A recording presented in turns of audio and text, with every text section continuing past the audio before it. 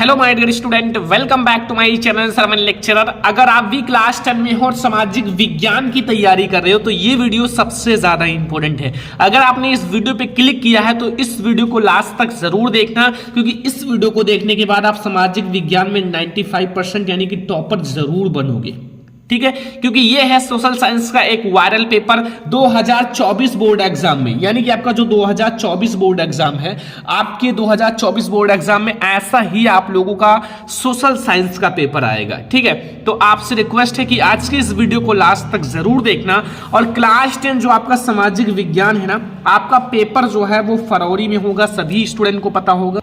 ठीक है, सामाजिक विज्ञान में देखो आपको जो पेपर है वो आपका फरवरी में होगा और आपका जो समय रहता है वो होता है 3 घंटे 15 मिनट। 3 घंटे आपको इस पेपर को सॉल्व करना है। ठीक है, ये पूरा मैं आप लोगों को सॉल्यूशन के साथ समझाऊंगा, क्योंकि आप लोग इस वीडियो को देखने के बाद 70 में 65 नंबर आप लाने वाले हो सोशल साइंस में।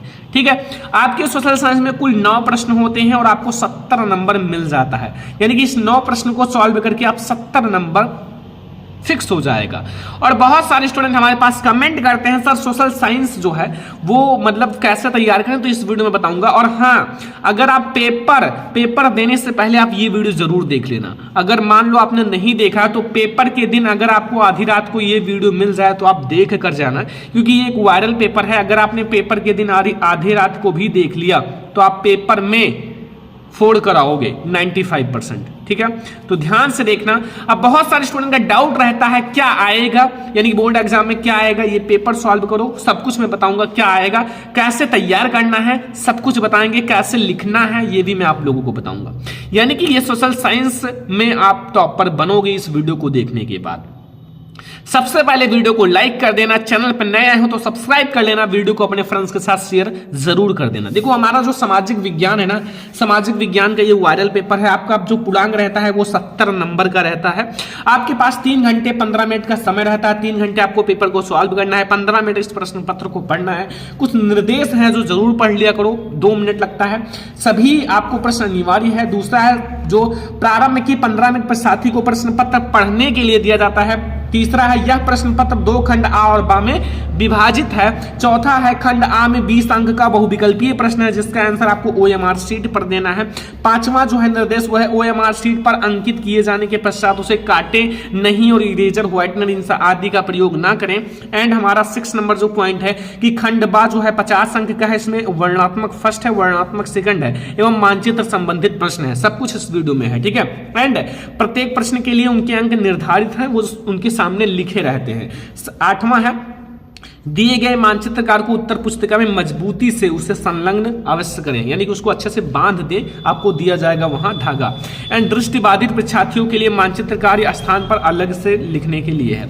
अब सबसे पहले हम लोग सोशल साइंस के ऑब्जेक्टिव क्वेश्चन से शुरुआत करेंगे। ठीक है, ऑब्जेक्टिव क्वेश्चन से तो बस ध्यान से देखना, आपका सारा नंबर इस वीडियो में फिक्स होने वाला है, क्योंकि ये वायरल पेपर है। पेपर देने के बाद कहोगे सर यहाँ से हमें बहुत सारे क्वेश्चन देखने को मिला है और हमें बहुत ज्यादा हेल्प मिली है। ठीक है, तो लाइक जरूर करना और शेयर जरूर करना। चैनल पर नया तो सब्सक्राइब कर लेना, क्योंकि हम आप लोगों को ऐसे हर एक सब्जेक्ट को पढ़ाने वाले हैं। ठीक है, पूरी तैयारी होगी। तो 20 अंक का ऑब्जेक्टिव है, बहुविकल्पीय प्रश्न है। सबसे पहला क्वेश्चन है कि निम्न में से कौन है जो 1815 की वियना संधि से संबंधित है। वियना संधि से संबंधित है, बिस्मार्क है या सा है, आ है बिस्मार्क, ड्यूक मैटरनिक या नेपोलियन या ज्यूसेफ मैथ्सनी। तो माय डियर स्टूडेंट, इसका राइट ऑप्शन क्या है? इसका राइट ऑप्शन है हमारा नेपोलियन जो है वो है हमारा 1805 की वियना संधि से संबंधित है। अगला दूसरा क्वेश्चन, सत्ता की साझेदारी की बेल्जियम मॉडल का मुख्य महत्व क्या है? आ है सभी जातीय समूहों से उनकी आबादी के अनुसार शक्ति साझा की गई, या बा है सभी जातीय समूहों में उनकी आबादी के अनुसार शक्ति साझा नहीं की गई, संप्रदायों को समान प्रतिनिधित्व देना उपयुक्त में से कौन? तो सभी संप्रदायों को समान प्रतिनिधित्व देना, ये है हमारा सत्ता की साझेदारी का बेल्जियम का महत्व। तो सा वाला ऑप्शन हमारा सही है क्वेश्चन नंबर 2 का। सारा क्वेश्चन ध्यान से देखो, नोट बनाओ और इसको सारे को तैयार करना है। ठीक है, प्रॉमिस करो कि आप इसको तैयार करोगे तभी 90% आएगा। तो चलो हम लोग देखते हैं तीसरा नंबर को। देखो तीसरा नंबर जो हमारा क्वेश्चन है वो है 1928 से 1934 के बीच भारत में गेहूं का कीमत 50% तक गिर गया, क्यों? ऑप्शन नंबर आ है बाढ़ के कारण, बा है सूखे के कारण, सा है महामंडी के कारण, या फिर उपयुक्त में से कोई नहीं। तो माय डियर स्टूडेंट, महामंडी के कारण जो है इतनी सारी गेहूं की जो प्राइस है वो नीचे चली गई थी, डाउनफॉल हो गया था। ठीक है, अगला देखो यहाँ ब्रिटेन वुड्स नामक संस्थान निम्नलिखित में से कहाँ स्थित है? ब्रिटेन वुड्स का संस्थान कहाँ स्थित है? अमेरिका में या फिर यूरोप में, अफ्रीका में, या इनमें से कोई नहीं। तो बच्चों वो है अमेरिका में स्थित है, जो हमारा ब्रिटेन वुड्स नामक संस्थान है वो अमेरिका में स्थित है। ठीक है, समझ में आया? सारा क्वेश्चन समझते चलो, एक भी क्वेश्चन बोर्ड एग्जाम में छोड़ना नहीं है। निम्नलिखित में से कौन सा लक्षण संघीय सरकार से संबंधित नहीं है? कठोर सरकार, शक्तियों का केंद्रीकरण, संघ एवं राज्यों के मध्य शक्तियों के विभाजन, सर्वोच्च न्यायालय। तो इसमें जो कठोर सरकार है ये हमारा कोई लक्षण नहीं है। कठोर सरकार, ठीक है, सरकार कभी भी कठोर नहीं होती, हर एक जनता के प्रति अच्छी होती है, अपना कार्य अच्छा करता है। वो पहले की बात है कि पहले के जो शासन थे वो अलग थे, बट वो राजा हुआ करते थे, अब सरकार होती है जो जनता के द्वारा बनाई जाती है। ठीक है, निम्नलिखित में से असामाजिक विभाजन का कारण है? धर्म, भाषा, का और खा दोनों, यानी हमारा उपरोक्त में से कोई नहीं। तो आ और बा दोनों है, यानी कि धर्म भी हमारा विभाजन का कारण है और भाषा भी है। ठीक है, तो ये दोनों है। अगला 7 नंबर क्वेश्चन में क्या पूछ रहा है? यदि हम लैंगिक विभाजन की बात करते हैं तो उसका अर्थ होता है, आ है समाज में स्त्री और पुरुष की असमान भूमिका, स्त्री और पुरुष के मध्य जैविक विभिन्नता, या फिर बालक और बालिकाओं की संख्या में असमानता, उपयुक्त में से कोई नहीं। तो ये हमारा जो क्वेश्चन नंबर 7 है इसमें हमारा है स्त्री और पुरुषों की जो असमान भूमिका, ये ऑप्शन नंबर आ सही है। अगला है राष्ट्रवाद का उदय सर्वप्रथम किस देश में हुआ? तो राष्ट्रवाद का जो प्रारंभ है वो बच्चों फ्रांस में हुआ था, ऑलरेडी आपको पता होगा, वी नो दैट। ठीक है, ये एक नंबर का ऑब्जेक्टिव है, एक नंबर पाने के लिए थोड़ा सा मेहनत करना है, बस केवल थोड़ा सा तैयार करना है, आसान है, कुछ नहीं है। ठीक है, OMR से दिया जाएगा, बस गोला जो है उसको भर देना, बस हो गया। तो चलो हम लोग देखते हैं अगला क्वेश्चन नंबर 9 लिखा हुआ, ड्यूक मैटरनिक ने हमारी सामाजिक व्यवस्था का सबसे खतरनाक दुश्मन किसको माना था?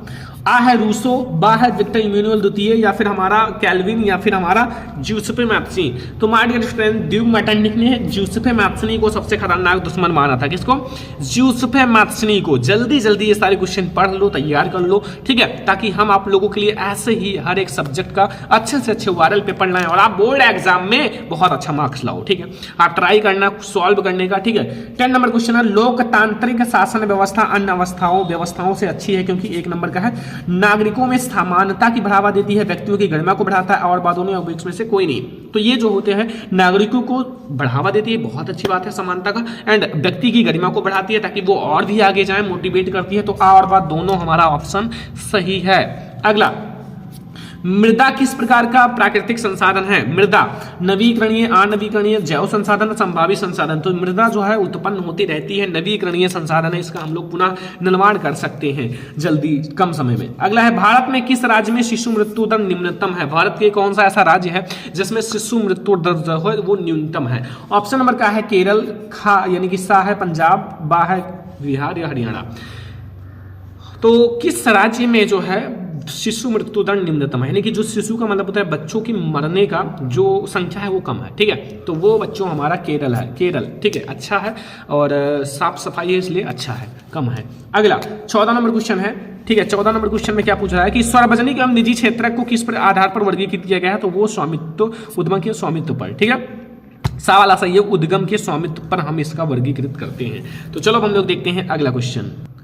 तो माय डियर स्टूडेंट, अब हम लोग देखते हैं 15 नंबर क्वेश्चन। भूक्षरण का क्या तात्पर्य है? भूक्षरण, भूमि का क्षरण होना। लाइक एज आपकी भूमि है, भूमि का ऊपर का जो परत है वो क्षरण हो रहा है, खत्म हो रहा है, तो क्या होगा? जो भूमि है वो अनुपजाऊ होगा या उपजाऊ होगा, दलदली होना या फिर योनाव्रत होना? तो भाई दलदली तो होगा नहीं, कोई हम पानी उसमें तो सिंचाई कर नहीं रहे। उपजाऊ तो होगा नहीं कि हम उसमें बहुत अच्छी अच्छी चीजें डाल रहे हैं, पौष्टिक चीजें डालें। ठीक है, अनुपजाऊ होगा क्योंकि भाई वो भूमि का क्षरण हो रहा है, तो आपको पता होगा कि भूमि अनुपजाऊ होगा। ठीक है, इतना तो आपको कॉमन सेंस होगा ही। देखो अगला, गोंडवाना कोयला का जमाव किस क्षेत्र में नहीं पाया जाता है? गोंडवाना जो है कोयला का जमाव किस क्षेत्र में नहीं पाया जाता है? दामोदर घाटी, या फिर बा है सोन घाटी, महानदी, या चंबल घाटी। तो माय डियर स्टूडेंट, इसका जो हमारा राइट ऑप्शन है वो है चंबल घाटी। कौन है? चंबल घाटी में गोंडवाना कोयला का जमाव नहीं पाया जाता। ठीक है, समझ में आया? 17 नंबर क्वेश्चन आओ। भूमिहीन ग्रामीण मजदूरों के लिए सबसे अच्छी उपयुक्त विकास का लक्षण कौन सा है? जो भूमिहीन ग्रामीण मजदूरों के लिए सबसे अच्छी उपयुक्त विकास का लक्षण कौन सा है? उपज का ज्यादा समर्थन मूल्य, या फिर वह अपने बच्चों को विदेश में बसा सके, अधिक मजदूरी, या फिर उपयुक्त में से कोई नहीं। तो उनको ज़्यादा से ज़्यादा मजदूरी मिले ताकि उनको कुछ पैसे मिले और वो अपने बच्चों को अच्छे से अच्छे शिक्षा दें, अपने घर को चलाएं।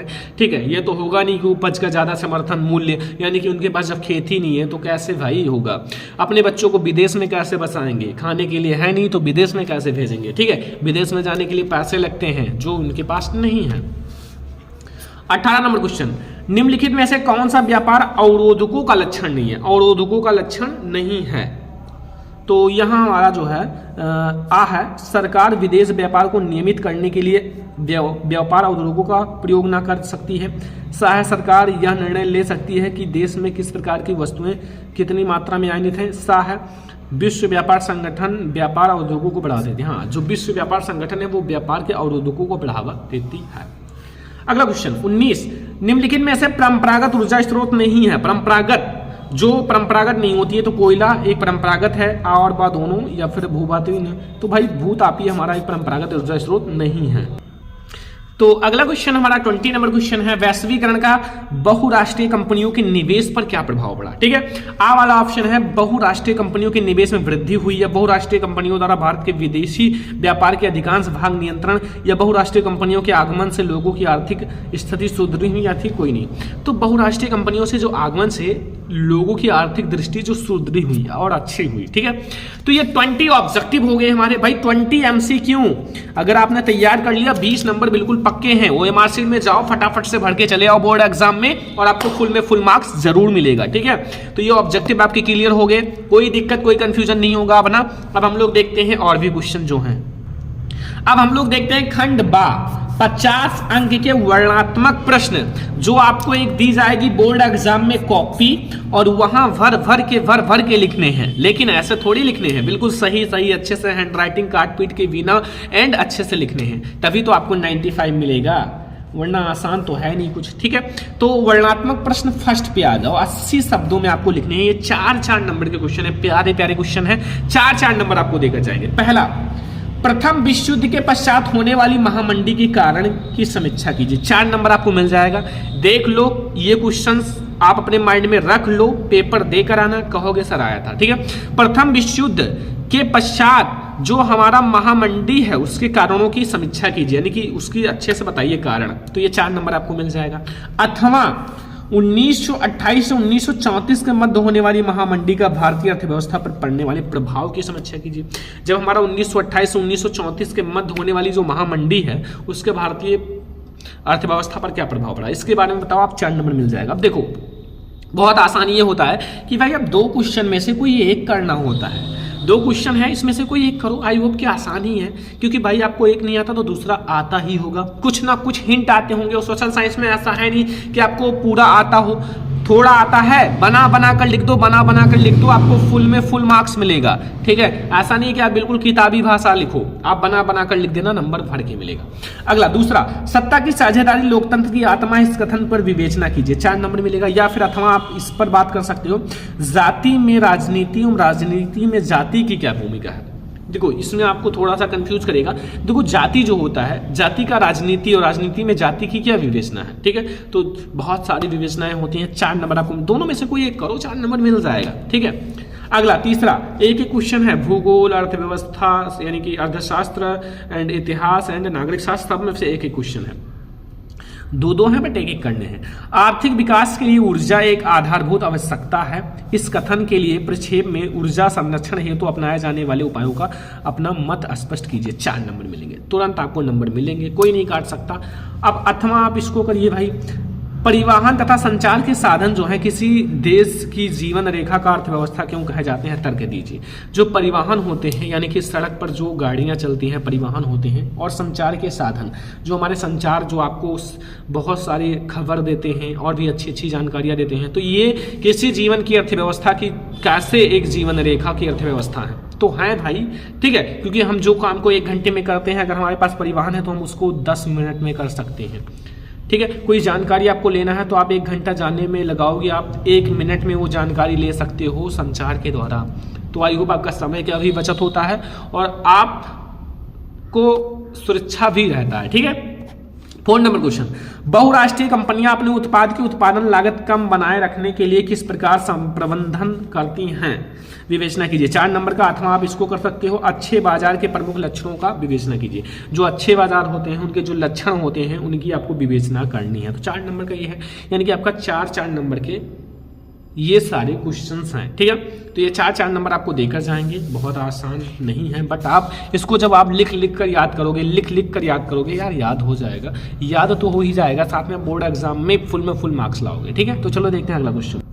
वर्णात्मक प्रश्न सेकेंड है, 150 वर्ड्स यानी कि आपको 150 शब्दों में आंसर लिखना है, 6 नंबर देकर जाएंगे। ठीक है, अभी तक हमें कितने में लिखना रहता था, 80 वर्ड्स में, यानी कि 80 का लगभग 2 गुना हो गया, बढ़ा कितना नंबर, केवल 2 नंबर। ठीक है, कोई दिक्कत नहीं, नंबर तो आपको मिल रहा है भर के। देखो 5वां क्वेश्चन है कि महात्मा गांधी द्वारा चलाए जाने वाले असहयोग आंदोलन के कारण क्या थे और इससे उन्होंने क्यों स्थगित किया। महात्मा गांधी द्वारा जो चलाए गए असहयोग आंदोलन क्यों चलाया गया था, कारण बताओ, और उसने क्यों रोक दिया, स्थगित कर दिया, ये भी बहुत बड़ा कारण था, उसको क्यों रोका गया इसको भी बताना। अथवा इसको करो, सत्याग्रह का क्या अर्थ है, सत्याग्रह पर महात्मा गांधी जी ने अपना क्या विचार दिया, ये भी 6 नंबर का है। दोनों में से कोई एक करोगे आपको 6 नंबर मिल जाएगा, कोई दिक्कत नहीं है, कोई कंफ्यूजन नहीं है। ठीक है, 6वां क्वेश्चन है, लोकतांत्रिक सुधार का क्या अर्थ है, इसके लिए उठाए जा सकने वाले कोई 4 कदमों का उल्लेख करो। इनके द्वारा जो उठाए जाने वाले 4 ऐसे कदम जो लोकतंत्र के सुधार के लिए आवश्यक है, ये भी आपको 6 नंबर देकर जाएगा। अथवा वैध शासन का क्या अर्थ है, लोकतंत्र किस प्रकार उत्तरदायी जिम्मेवार वैध सरकार का गठन करता है, ये क्वेश्चन बहुत ज्यादा इंपॉर्टेंट है नागरिक शास्त्र का, 6 नंबर का। तो 6 नंबर वाले क्वेश्चन अगर आपको थोड़ा मोड़ा आते हैं तो आप लिख कर आना, छोड़कर मत आना माय डियर स्टूडेंट, क्योंकि आपको नंबर वहां बहुत मिलता है। ठीक है, अगर आप लिख कर आते हो तो, और ये तो वायरल पेपर है, ये सारा तैयार कर लो, बस आपका सारा कंफ्यूजन क्लियर हो जाएगा। साथ में हम आपको बहुत सारे क्लासेस भी देंगे, डोंट वरी। 7वां क्वेश्चन, वैश्वीकरण का क्या अर्थ है, वैश्वीकरण का कृषि पर पड़ने वाले प्रभाव का उल्लेख करो, 6 नंबर आपको देकर जाएगा। 8वां आपको ये नहीं आता तो इसको करो, भारत में पाए जाने वाले मोटे अनाज का उल्लेख करते हुए अनाजों की पैदावार के लिए उपयुक्त भौगोलिक परिस्थितियों का वर्णन करो, 6 नंबर आपको मिल जाएगा। ठीक है, या फिर 8वां क्वेश्चन है, असंगठित क्षेत्र के श्रमिक सामाजिक भेदभाव के शिकार हैं, क्या आप इस कथन में सहमत हैं, उत्तर दीजिए। 6 नंबर का, या फिर आप इसे लिखो, मानव विकास सूचांक क्या है, मानव विकास नापने वाले मूलभूत अवयवों का वर्णन करो, 6 नंबर। दोनों में से कोई एक करना है। ठीक है, तो ये 6 नंबर के हमारे 1 2 3 4 क्वेश्चन है, यानी कि 4 क्वेश्चन आपको देकर जाएंगे, 6 × 4 यानी कि 24 को नंबर, बहुत इंपॉर्टेंट क्वेश्चन है। चलो हम लोग देखते हैं अगला क्वेश्चन। अब बच्चों 10 नंबर का मानचित्र संबंधित प्रश्न आएगा, 5 नंबर का भूगोल से आएगा और 5 ही नंबर का इतिहास से आएगा। तो हमारा मानचित्र संबंधित प्रश्न है, 1 नंबर का है। देखो सबसे पहले हम आपको ये बता दें कि 1 नंबर वैसे नहीं मिल जाता, आधा नंबर आपको नाम पे मिलेगा, आधा नंबर मानचित्र भरने पर मिलेगा। लाइकेज मैं आपको समझा दूं कि वह स्थान जहां जलियांवाला बाग हत्याकांड हुआ। अब कहोगे सर इस पे कैसे समझेंगे, देखो पहला इसका आप नाम लिखोगे, अमृतसर में हुआ था, तो ये आपको 1 नंबर देकर जाए, सॉरी हाफ यानी कि आधा नंबर देकर जाएगा। अब आप इसको सही मानचित्र में भर दोगे तो आधा नंबर मिल जाएगा, मतलब 1 नंबर फिक्स है। वह स्थान जहां गांधी जी ने नमक बनाना प्रारंभ किया, वह स्थान जहां से नील की खेती के किसानों ने आंदोलन किया, 1 नंबर का क्वेश्चन है सारा। वह स्थान जहां सूती मिल श्रमिकों ने सत्याग्रह किया, 1 नंबर का। वह स्थान जहां दिसंबर 1920 में भारतीय राष्ट्रीय कांग्रेस का, 1 नंबर का। ठीक है, मानचित्र वाली वीडियो एक वीडियो आएगी, उसमें आपको पूरा मानचित्र खत्म हो जाएगा, बस आप लोग कमेंट करना, मैं आप लोगों के लिए एक वीडियो जरूर लाऊंगा। ठीक है, अगला है निम्नलिखित प्रश्नों के उत्तर अपनी उत्तर पुस्तिका पर दिए। ये हमारा क्या है ना, दृष्टिबाधित जो देख नहीं सकते उनके लिए मानचित्र का प्रयोग नहीं करना है, केवल आंसर लिख देना है। सेम वही क्वेश्चन है, जलियांवाला बाग हत्याकांड कहां हुआ है, वो 5 वही क्वेश्चन है। ठीक है, तो इसमें कोई कंफ्यूजन नहीं होगा, 5 नंबर मिल जाएगा। मानचित्र का एक वीडियो आने वाला है, अभी मैं आपको समझाना चाहता हूं कि आपका पेपर कैसा आएगा। और हाँ, अगर आप लोग कमेंट करोगे तो इसका पूरा सॉल्यूशन मैं आपको कॉपी में लिख कर एक क्वेश्चन को समझा दूंगा, परेशान मत होना। हम आप लोगों के लिए सारे मॉडल्स पेपर सॉल्व करा देंगे कॉपी में लिख कर, बस आप लोग पहले ये जान लो कि आपका पेपर कैसा आएगा। पेपर समझना जरूरी होता है, हो सकता है कि आपको पूरा सॉल्यूशन आता हो। ठीक है, तो इसलिए मैं आपको दिखा रहा हूं। तो चलो देखते हैं अगला क्वेश्चन। अगला देखो, मानचित्र कार्य दूसरा, ये हमारा भैया दिए गए भारत के मानचित्र निम्नलिखित को दर्शाइए। पंजाब बंगाल एक उद्यान, ये चिन्ह द्वारा नाम सहित, 1 नंबर। नर्मदा नदी का बना बांध, ये चिन्ह द्वारा नाम से 1 नंबर। महानदी, ये चिन्ह द्वारा नाम से 1 नंबर। झारखंड का एक कोयला क्षेत्र है, ये चिन्ह द्वारा नाम से 1 नंबर। ऐसे आपको 5 क्वेश्चन है, 5 क्वेश्चन इस चिन्ह के द्वारा सही दर्शा दो, आपको नंबर भर के मिल जाएगा। ठीक है, ऐसे ही दृष्टिबाधित के लिए मानचित्र का प्रयोग नहीं करना है। ठीक है, तो ये है हमारा सोशल साइंस का एक वायरल पेपर, जैसा 2024 बोर्ड एग्जाम में आपको पेपर देखने को मिलेगा। सोशल साइंस में टॉपर बनना है, ये पेपर सॉल्व कर लो, आप टॉपर बन जाओगे। कॉपी कैसे लिखना है सोशल साइंस की, ये वीडियो बहुत जल्द आएगा, ठीक है। इसका पूरे का सॉल्यूशन मैं आपको कॉपी में लिख कर समझा दूंगा। इस पर आपको ज्यादा से ज्यादा कमेंट करना ताकि हम इसको देखें और आप लोगों के लिए और भी अच्छी वीडियो बनाएं। कमेंट करते हो तो उससे हमको एक अलग एनर्जी मिलती है कुछ करने के लिए, ठीक है। तो ये है सोशल साइंस का एक वायरल पेपर देने जाओगे ऐसे ही पेपर आपको देखने को मिलेगा। तो आप इस वीडियो को जरूर देखना पेपर देने से पहले। वीडियो को लाइक कर देना, चैनल पर नया तो सब्सक्राइब कर लेना। हम लोग ऐसे ही और बहुत सारी वीडियो देखेंगे। तो चलो फिर मिलते हैं नेक्स्ट इंपॉर्टेंट वीडियो में, तब तक के लिए जय हिंद, वंदे मातरम।